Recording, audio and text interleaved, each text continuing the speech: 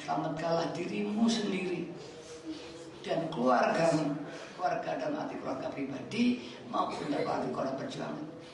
Karena di dalam perjuangan Wahidiyah saya dipercaya untuk memimpin perjuangan Wahidiyah, maka semua adalah keluarga saya. Karena pada keluarga saya punya pertanggungjawaban dari Allah dan saya juga punya hak menegur kalian semua. Kecuali kalau panjenengan menyatakan tanazul dari perjuangan ini. Jika tanazul maktub terputus, maka saya pun tidak punya kewajiban untuk menegur panjenengan. Bahkan haram saya menegur. Tapi selama panjenengan masih menyatakan dari perjuangan ini, masih makmum dari perjuangan ini, saya punya hak menegur.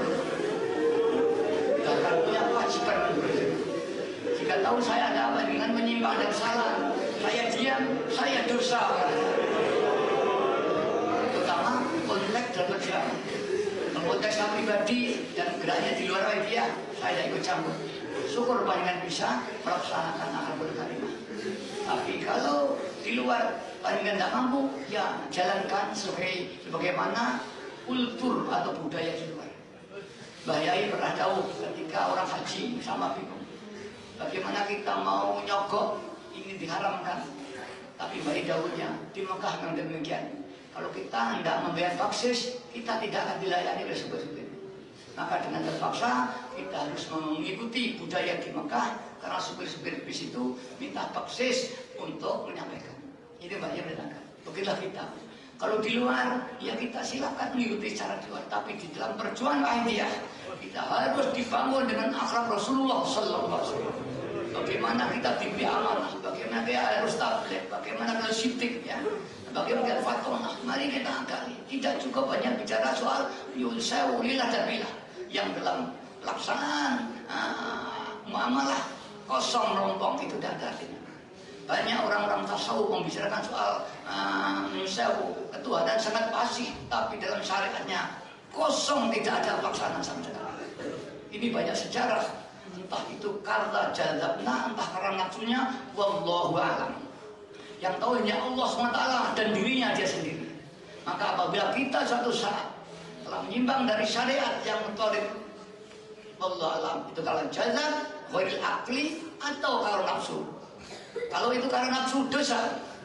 Kalau ghairil akli, ya mampu insyaallah. Karena orang tidak punya akal, ini tidak punya kewajiban amal. Tapi kalau tidak ghairil akli, masih normal, dosa dia. Para hadirat yang hormati, maka mari ini kita pegang. Kita tidak cukup banyak lillah dan billah. Kita harus litamima makarimal akhlak, untuk menyiapkan akhlak. Akhlak yang baik bagaimana? Akhlakul azam, yaitu akhlak Rasulullah Sallallahu Alaihi Wasallam. Dan akhlak Rasulullah adalah Al-Quran. Maka kita harus juga belajar Al-Quran. Kalau kita belajar Al-Quran, belajar hukum-hukum, kita tidak tahu apakah kita paham dan tidak.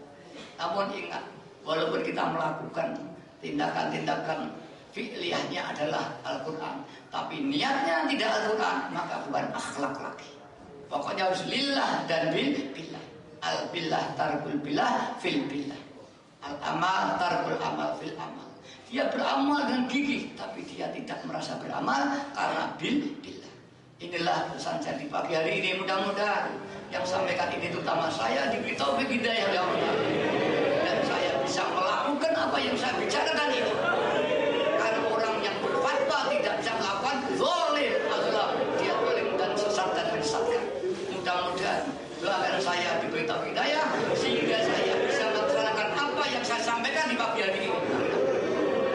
Yang terakhir lahir kita salam kepada Rasulullah SAW dan Allah SWT mohon ampun bertaufik hidayah. Mudah-mudahan perjuangan Wahidiyah nanti tidak akan lama lagi dibuka oleh Allah SWT.